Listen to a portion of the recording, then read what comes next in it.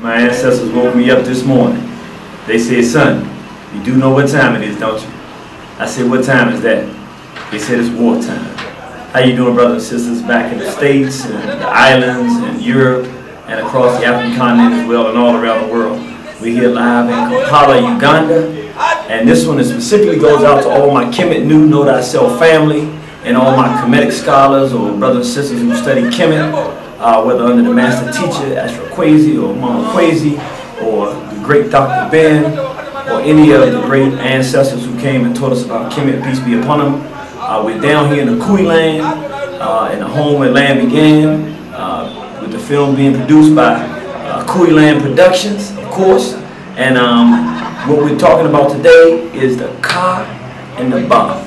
Any of us that have gone through the Kemet New Know Thyself tour or have studied Kemet know that the Ka and the Ba and Ra were centerpieces in ancient Kemet.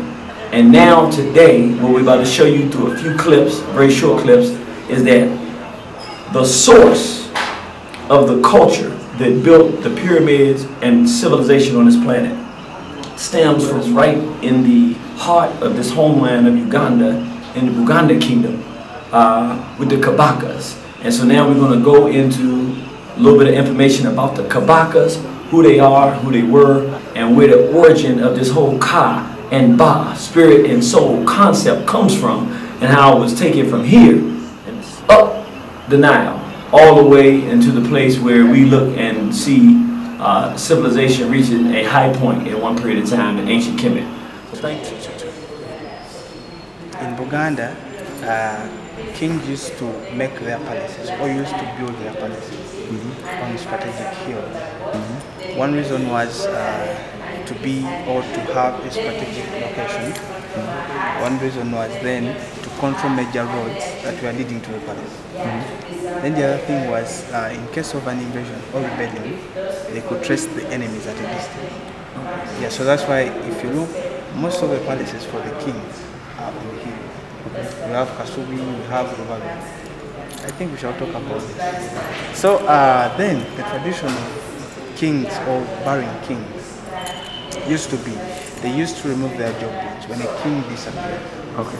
They used to remove their jawbone because they believe that the king's spirits or someone's spirits lie more in the jawbone. So the belief of the Bugandans was that in the jawbone is where the spirit is? Yes. Okay. So actually when a person dies, not even the king, they tie something that can hold the jaws together. Okay. Yeah, for not someone to open the mouth when they are dead. For the spirit, because they to be kept, yes. So they can be quiet and rest. Exactly. Okay. So it's the same that happened, or that used to happen for the kings. They used to remove their jawbones and house them outside the palace. Okay. Because when you get to Mutesa one, you see that he was buried in his former palace. Okay.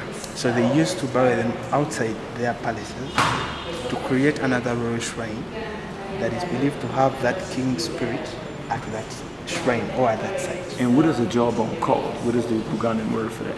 Okay, the jawbone in Uganda is called KaBa. KaBa? Yes. KaBa or KaBa. KaBa. Yes. So now, the fact that these kings died or they disappeared, they used to house them outside their palaces. So it created so many royal shrines. So now people used to wonder, because the royal shrines are their community. So they used to ask, or they used to wonder, and the question would be, whose jawbone is this? KaBa. Kani. KaBa. Kani. Yes. Whose jawbone is this? Yes. And that would be saying, whose spirit is this? Exactly. And the answer would be, I'll give you the names of the past kings. We had, say, if it is Chiwewa's jawbone, the answer would be Kabaka Chiwewa, meaning Chiwewa's jawbone.